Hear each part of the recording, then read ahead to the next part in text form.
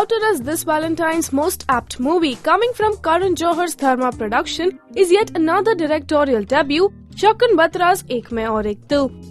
Now whether this fulfills the romantic need of this week's audience or not, we'll tell you.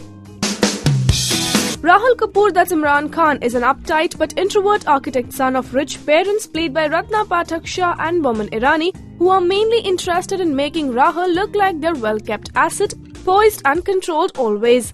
So while Rahul is working in Las Vegas, USA, he loses his job, and before he figures a way to confront his parents with the news, he bumps into Raina Braganza, that's Kareena Kapoor. A fun-loving live-wire personality, Raina is a hairstylist rediscovering singlehood after a series of bad relationships. The two befriend each other and come close, so much so that Raina helps Rahul take a break from his stressed-out phase and accompany her in celebrating New Year's Eve with her family back in India. How Raina continues being her fun self ignorant of Rahul's romantic feelings towards her, and how their relationship changes once the real emotions are confronted is what forms the rest of the story. Like rightly clarified, the movie bears no resemblance to the Hollywood hit romantic What Happens in Vegas. The originality of the script sans cliches gives a fresh feel, the credit of which is due to first-time director Shakun Batra and his co-writer Aisha Devitre. Every actor on board is well chosen, playing their part well.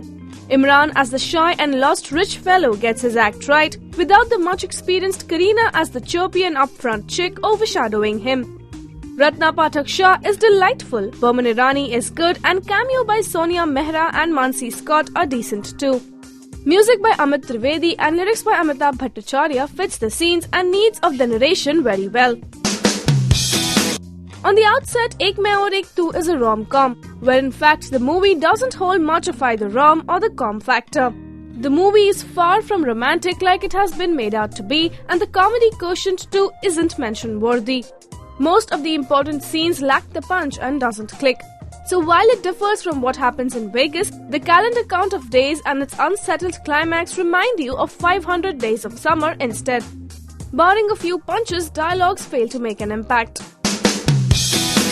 Ek Main Aur Ek Tu is only a fresh story minus the typicality, making for a one-time watch. We at Rajshri.com give it 2.5 stars.